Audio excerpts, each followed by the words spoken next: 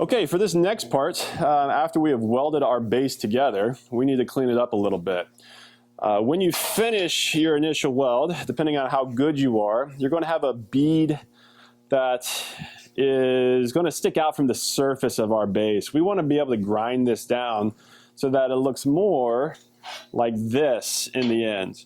All right, so we get a nice clean finish with the metal, and you can kind of see with that new freshly polished metal where I've already ground. But you can see that the bead is gone on this, but it's still there with the one we just welded. So we need to clean that up. We're going to use our angle grinder again.